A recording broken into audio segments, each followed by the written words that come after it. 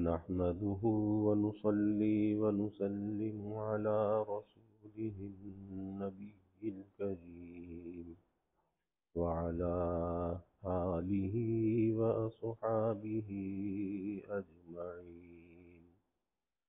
اللهم صل على سيدنا ومولانا محمد وعلى آل سيدنا ومولانا محمد وبارك وسلم صلاة وسلاما كثيرا كثيرا. توفیق الہی اپنے مرشد پاک کی برکت سے حکیم الامت مجدد الملت حضرت تھانوی رحمۃ اللہ علیہ کے مواعظ کا سلسلہ چل رہا ہے. حرمات الحدود کے نام سے حضرت کا یہ واعظ چل رہا ہے، جس میں حضرت حاجی صاحب رحمۃ اللہ علیہ کا واقعہ چل رہا تھا کہ محقق جو ہوتا ہے وہ ضدین کو جمع کر دیتا ہے، جامع اضداد ہوتا ہے. ایک مرتبہ مولانا رحمۃ اللہ کرانوی صاحب سلطان کے پاس جا رہے تھے، تو حضرت حاجی صاحب سے کہا کہ آپ بھی ساتھ چلیں یا آپ کا تذکرہ کر دوں. تو فرمایا کہ بھئی زیادہ سے زیادہ کیا ہوگا، میرے معتقد ہو جائیں گے، اور معتقد ہونے کا فائدہ کیا ہوگا، اس کی حقیقت یہ ہوگی کہ مجھ کو بلا لیں گے.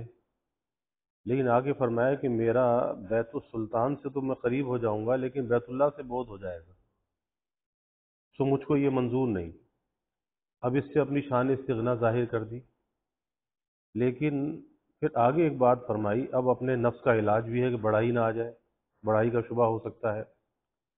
اب نفس کا علاج یہ کیا، کہا کہ میں نے سنا ہے کہ سلطان عادل ہے، اور عادل سلطان کی دعا اللہ تعالیٰ قبول کرتے ہیں، تو آپ میرے واسطے ان سے دعا کرا دیجئے. پھر اس کے بعد فرمایا کہ اس طرح سے سلطان سے دعا کی درخواست کرنا یہ بھی ایک مشکل ہے. آپ کو مشکل پیش آئے گی کہ جا کر میرے نام سے کہیں ان کے لیے دعا کر دیں. اس کی آسان صورت یہ ہے کہ میرا ان کو سلام پہنچا دیجیے، اور جب میں سلام ان کو جائے گا وہ کہیں گے علیہ وعلیکم السلام، بس دعا ہو جائے گی، اتنا کافی ہے. اس پر یہ بات چل رہی تھی کہ جو محقق ہوتا ہے وہ جامع اضداد ہوتا ہے. آگے فرمایا کہ ایک بار میں کاندلا گیا، بیٹھا تھا تو ایک نائی صاحب آئے اور بڑے تان کر سلام کیا، یعنی سخت لہجے میں السلام علیکم کہا. مجھے اس کے لہجے سے مساوات کا دعویٰ معلوم ہوتا تھا، میں نے جواب دے دیا.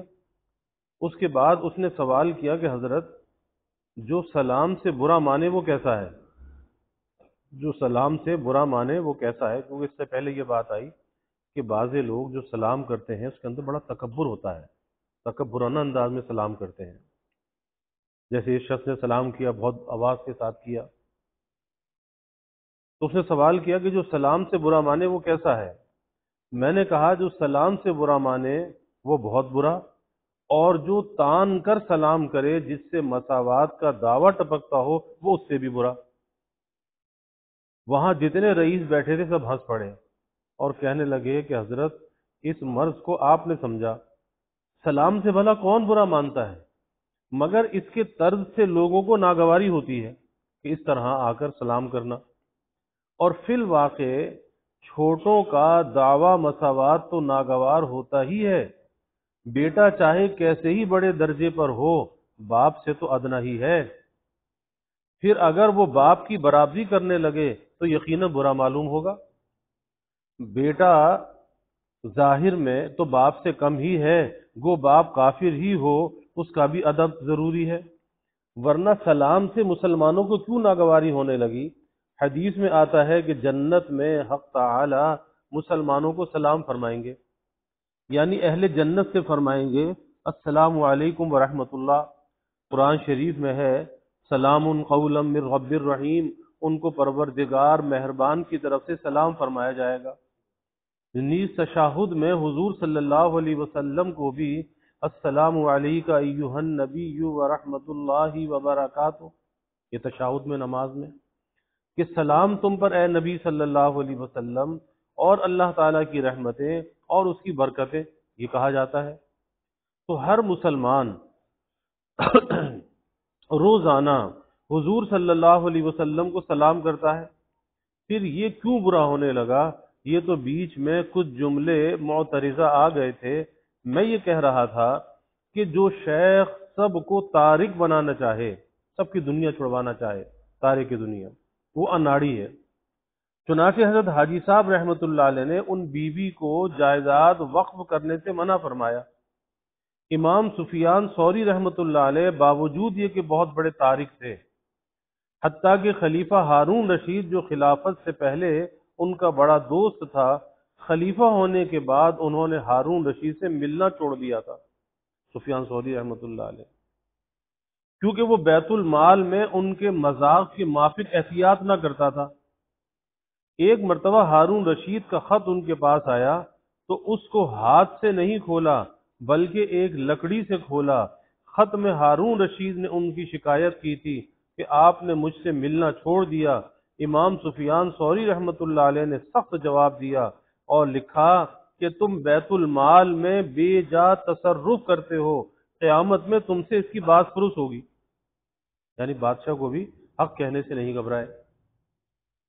اس لیے میں تم سے نہیں ملنا چاہتا، مبادہ کہیں میں بھی غضب میں گرفتار نہ ہو جاؤں، کیونکہ کسی کی موافقت کرنا اس کی برائی کے اندر تو اس جرم میں شریک ہونا ہے، اور ظاہر ہے وہ تو پھنسے گا، اس کو بھی پھنسا دے گا، تو اس لیے برائی کے اندر کبھی کسی کی موافقت نہیں کرنی چاہیے، کسی کا ساتھ نہیں دینا چاہیے، ظلم میں کبھی کسی کا ساتھ نہیں دینا چاہیے۔ تو کتنی احتیاط تھی، کہا کہ قیامت کے دن تم سے تو اس کی بات پرس ہوگی، اس لیے میں تم سے نہیں ملنا چاہتا، کہیں مبادہ میں بھی غضب میں گرفتار نہ ہو جاؤں۔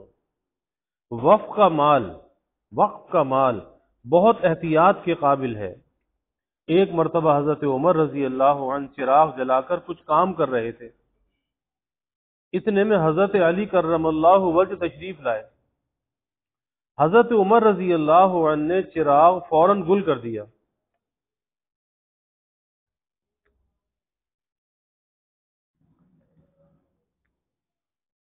حضرت علی رضی اللہ عنہ نے پوچھا کہ میرے آتے ہی آپ نے چراغ کیوں بجھا دیا؟ فرمایا کہ اس چراغ میں بیت المال کا تیل ہے، اور اب تک تو میں بیت المال کا کام کر رہا تھا، سرکاری کام کر رہا تھا، اس لیے میرے واسطے مباح تھا، اور اب ہم دونوں باتیں کریں گے، اس کے لیے بیت المال کا تیل جلانا جائز نہیں ہے، اس لیے میں نے چراغ گل کر دیا۔ اب ہم آپس میں بیٹھ کے باتیں کریں گے، اور اس کے اندر تیل جو ہے وہ بیت المال کا ہے۔ سبحان اللہ، حضرات صحابہ میں کیسی احتیاط تھی۔ آج کل اگر کوئی شخص ایسی احتیاط کرنے لگے تو عوام تو کیا، خواص بھی اسے وہمی کہنے لگتے ہیں۔ میرے ایک دوست کا قصہ ہے کہ وہ ایک اسلامی مدرسے میں مہمان ہوئے، مغرب کے بعد محتمم صاحب نے کسی خادم کو حکم دیا کہ ان کے کمرے میں لالٹین روشن کر دیں، بجلی کا زمانہ تو تھا نہیں۔ انہوں نے فوراً ہی کہا کہ اگر محتمم صاحب کا تیل ہو تو لانا، اگر مدرسے کا ہو تو مت لانا۔ وہاں ایک بزرگ خان صاحب تشریف فرما تھے جو ہمارے حضرات کے صحبت یافتہ تھے، وہ کہنے لگے کہ یہ شخص لگتا ہے کہ اشرف علی کا تعلیم یافتہ ہے، معلوم ہوتا ہے کہ وہاں کا تعلیم یافتہ ہے، کیونکہ ایسی احتیاط اسی کے یہاں ہے۔ ان باتوں پر لوگ مجھے وہمی کہتے ہیں، مگر ایسا وہم بھی مبارک ہے جو حضرات سلف کے مذاق کے مطابق ہو۔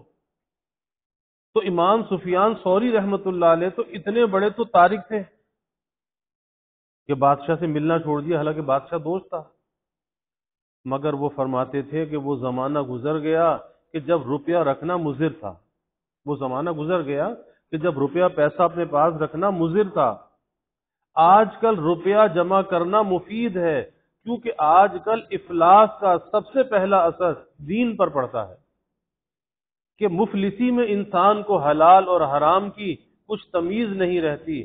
پھر فرمایا کہ ہمارے پاس یہ دنانیر نہ ہوتے تو یہ امرا ہم کو دستمال بنا لیتے، ہاتھ کا رومال، ہاتھ کی صافی بنا لیتے، مگر مال کی بدولت یہ ہم کو کچھ نہیں کہہ سکتے۔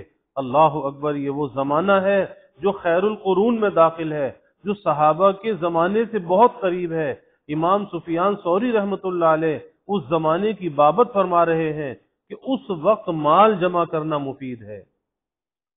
اس سے قیاس کر لیا جائے کہ آج کل مال کا جمع کرنا کتنا ضروری ہے۔ بس جس مسلمان کے پاس کچھ ذخیرہ ہو اسے چاہیے کہ احتیاط سے خرچ کرے، اسراف نہ کرے، فضول خرچی میں مال کو نہ اڑائے۔ لعل اللہ یحدث بعد ذلک امرا، کہ ممکن ہے کہ اللہ تعالیٰ اس کے بعد کوئی بات پیدا کر دے، شاید کسی وقت ضرورت ہو جائے تو پریشان نہ ہونا پڑے۔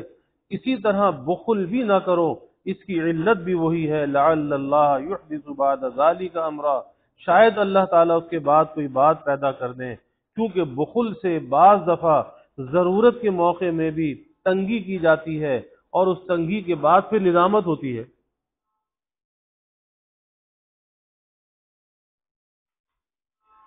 کہ ہائے ہم نے اس موقع پر کیوں نہ خرچ کیا، اس موقع پر ہم نے کیوں نہ خرچ کیا۔ مثلا کسی نیک کام کے لیے چندہ ہو رہا ہے، پھر بعد میں اسے افسوس ہوتا ہے کہ میں نے کیوں نہ دیا۔ لعل اللہ یحدث بعد ذلک امرا،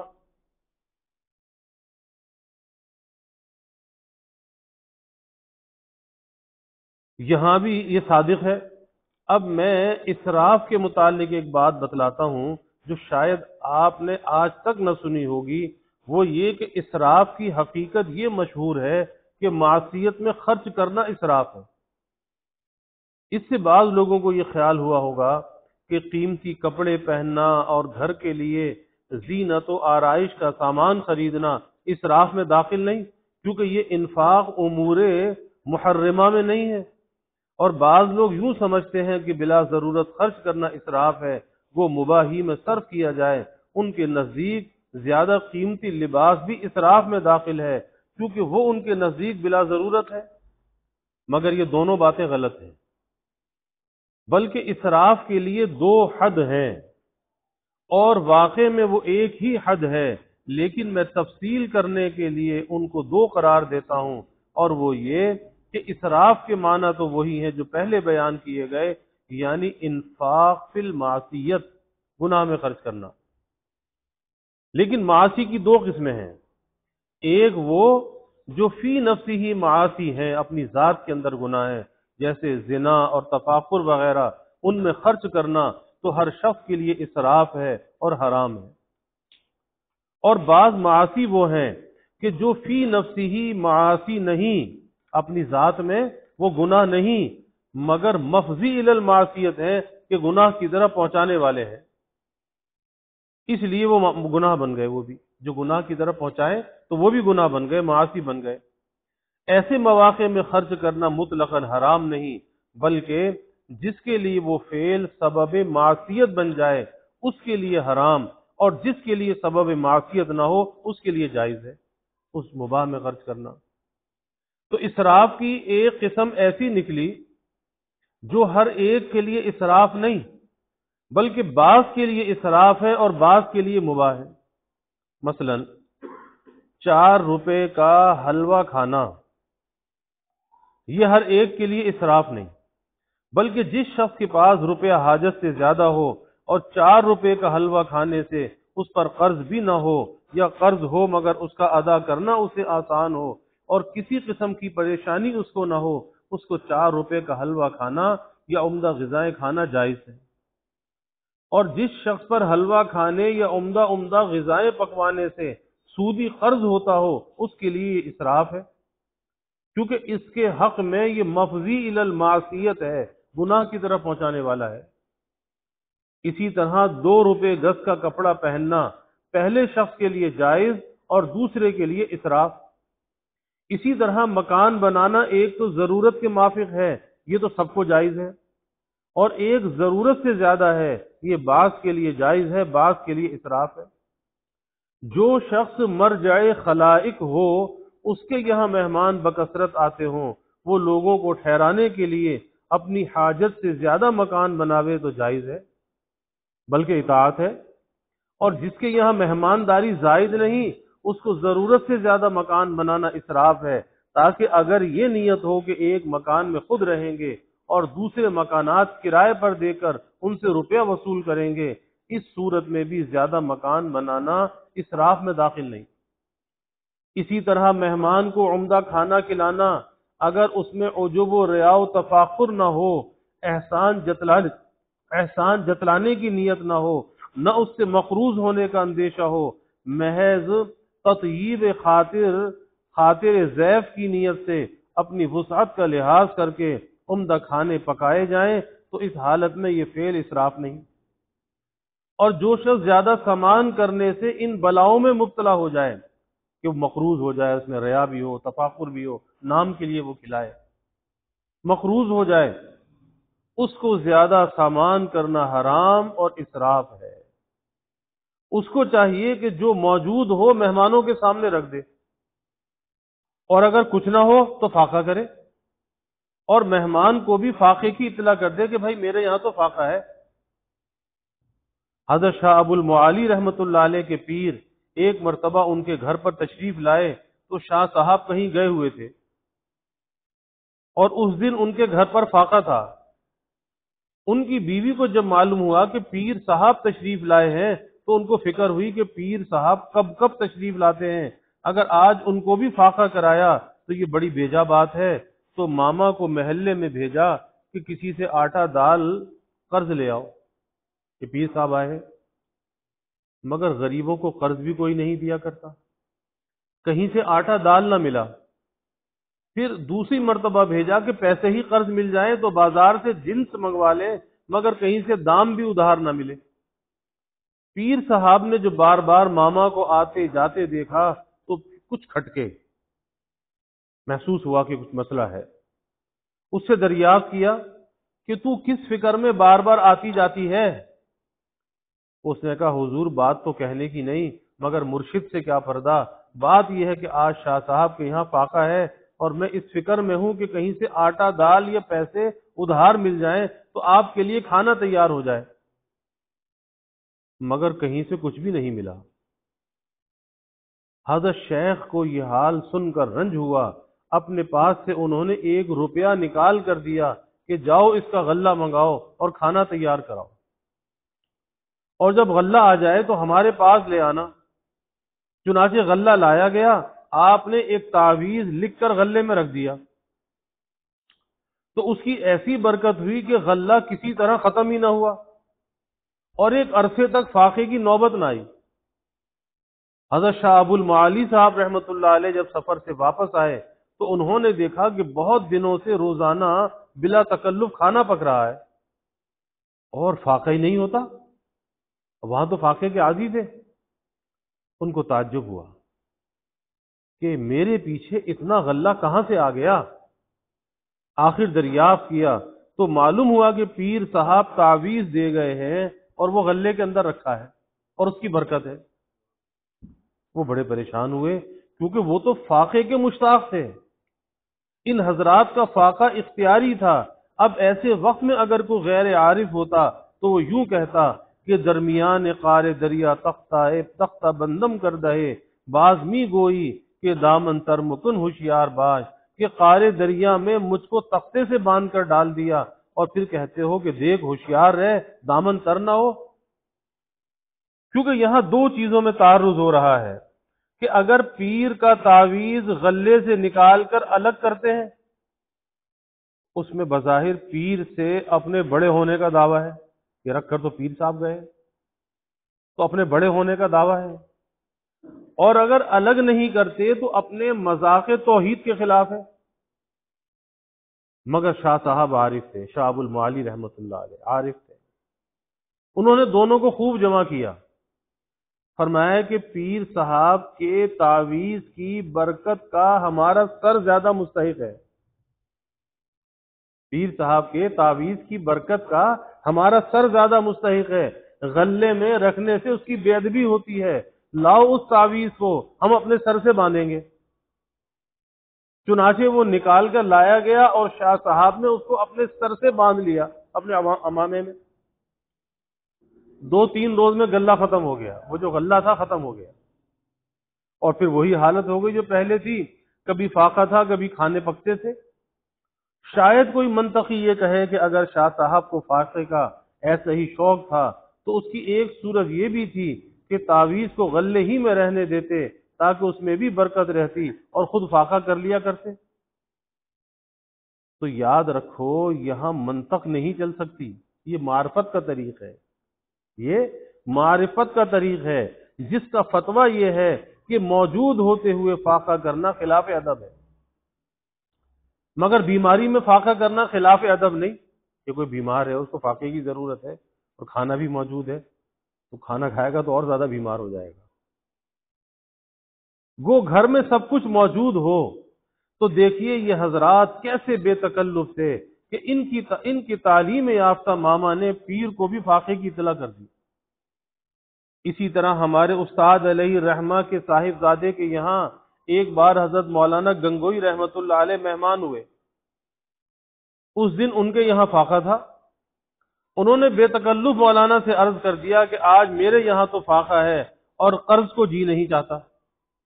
صاف کہہ دیا میرے گھر تو فاقہ ہے اور قرض لینے کو جی نہیں چاہتا، اگر آپ فرمائیں تو بعض لوگ آپ کی دعوت کرنے کے مشتاق ہیں، ایسے لوگ یہاں موجود ہیں، آپ کی دعوت کر دیں گے، میں ان سے کسی کو دعوت کی اجازت دے دوں جو آپ کی دعوت کرنا چاہتے ہیں؟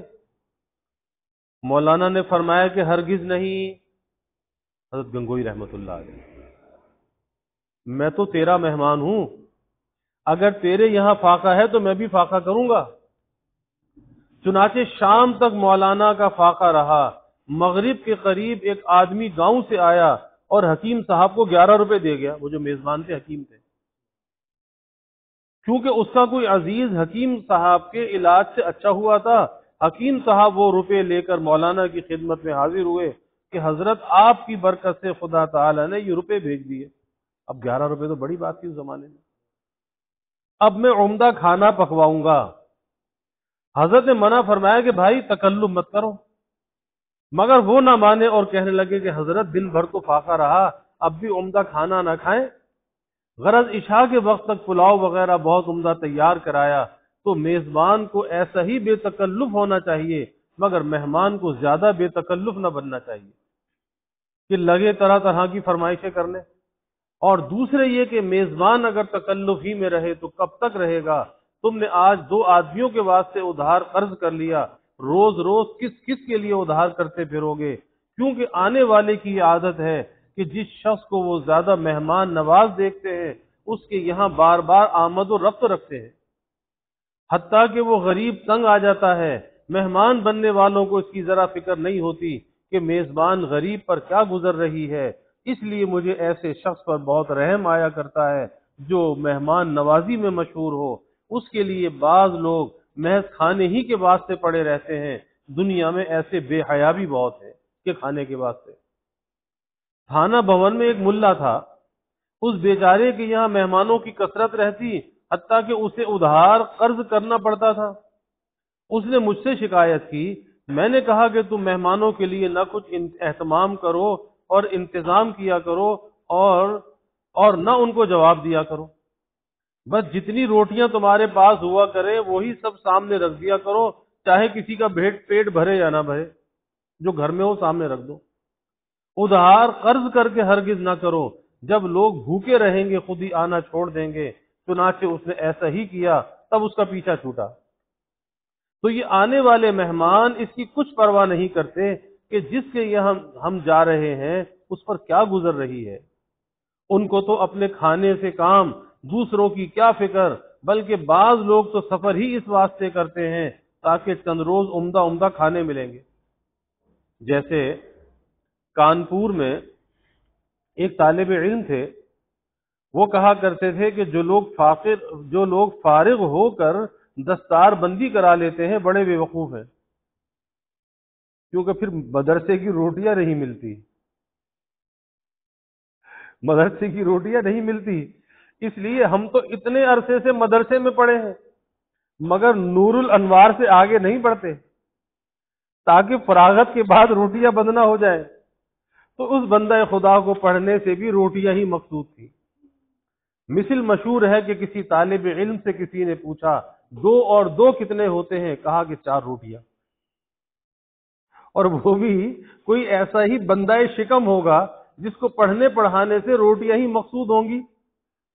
اسی طرح ایک بسیار خوار، یعنی زیادہ کھانے والا بسیار خوار سے کسی نے پوچھا کہ تم کو قرآن کا کون سا مضمون یاد ہے؟ کہنے لگے 2 آیتیں، ایک احکام کی، ایک دعا کی۔ احکام میں کلو وشربو، کھاؤ اور پیو، اور دعا میں ربنا انزل علینا مائدۃ من السماء، اے پروردگار ہم پر آسمان سے خوان نازل فرما۔ سو بعض مہمان بھی ایسے ہوتے ہیں، اس لیے میں کہہ رہا تھا کہ میزبان کو بے تکلف ہونا چاہیے، جو موجود ہو سامنے رکھ دے، اور کچھ نہ ہو تو مہمان کو فاقے کی اطلاع کر دے کہ بھئی میرے یہاں تو فاقہ ہے۔ خواہ خواہ دوسروں کے لیے قرض نہ کرے، قرض سے بڑی پریشانی ہوتی ہے۔ قرض لینا جائز ہے اگر بس ضرورت ہو اور پریشانی نہ ہو، مگر پریشانی میں طبائع مختلف ہیں۔ بعض لوگوں کو قرض سے پریشانی نہیں ہوتی اور بعض کو بہت پریشانی ہوتی ہے۔ حضرت مولانا گنگوئی رحمت اللہ علیہ اپنی وصیت میں تحریر فرماتے ہیں کہ بندے پر کبھی قرض نہیں ہوتا، وہ تو قرض سے اتنا بچتے تھے کہ وصیت میں بے تکلف لکھ گئے کہ میرے قرض ادا کرنے کی کوئی فکر نہ کرے، مجھ پر قرض ہوتا ہی نہیں، یعنی کسی سے لیتے ہی نہیں۔ اور مولانا شاہ فضل الرحمان صاحب گنج مراد آبادی رحمت اللہ علیہ پر قرض ہوتا تھا، یہاں تک کہ وصال کے وقت مولانا کے ذمے کئی ہزار روپے قرض تھے جو ایک ہی خادم نے تنہا ادا کر دیے۔ تو بزرگوں کے رنگ مختلف ہیں۔ خوب کسی نے کہا ہے بگوش گلچے سخن گفتہ کے خندہ است، باندلیب چے فرمودہ کے نالا است، کہ گل کے کان میں کیا کہہ دیا کہ خندہ ہے، اور بلبل سے کیا فرما دیا کہ نالا ہے۔ اور مولانا فرماتے ہیں گر بعلم آیم ما ایوان اوست، ور بجہل آیم ما زندان اوست، گر بخواب آیم مستان و بیم، ور بیداری بدستا و بیم، در تردد ہر کے او آشفتہ است، حق بگوش او معما گفتہ است۔ اگر علم تک ہماری رسائی ہو جائے تو یہ ان کا ایوان ہے کہ تصرف حق سے علم کا درجہ حاصل ہو، اور جہل میں مبتلا رہیں تو یہ ان کا زندان ہے، قید خانہ ہے۔ کہ حق تعالی کا تصرف ہے کہ مجلس جہل سے نہیں نکلے، اگر سو رہیں تو انہی کے بے ہوش کیے ہوئے، اور اگر جاگ اٹھیں تو بھی انہی کی گفتگو میں ہیں۔ جو شخص کسی تردد میں گرفتار ہو رہا ہے، گویا حق تعالی نے اس کے کان میں کوئی معمہ کہہ دیا ہے۔ اللہ تعالیٰ فہم دیا۔ الحمدللہ رب العالمین والعاقبۃ للمتقین، والصلاة والسلام على أشرف الأنبياء والمرسلين، اللهم صل على سيدنا ومولانا محمد وعلى آل سيدنا ومولانا محمد وبارك وسلم۔ ربنا آتنا في الدنيا حسنة وفي الآخرة حسنة وقنا عذاب النار، ربنا أتمم لنا نورنا واغفر لنا إنك على كل شيء قدير، اللهم أرنا الحق حقا وارزقنا اتباعه، وأرنا الباطل باطلا وارزقنا اجتنابه، اللهم إنا نسألك العفو والعافية والمعافاة الدائمة في الدين والدنيا والآخرة، والفوز بالجنة والنجاة من النار، اللهم إنا نسألك من خير ما سألك منه نبيك سيدنا محمد صلى الله عليه وسلم، ونعوذ بك من شر ما استعاذك منه نبيك سيدنا محمد صلى الله عليه وسلم، وأنت المستعان وعليك البلاغ، ولا حول ولا قوة إلا بالله، وجزى الله عنا محمدا صلى الله عليه وسلم ما هو أهله، وصلى الله تعالى وسلم على النبي الكريم، آمين برحمته۔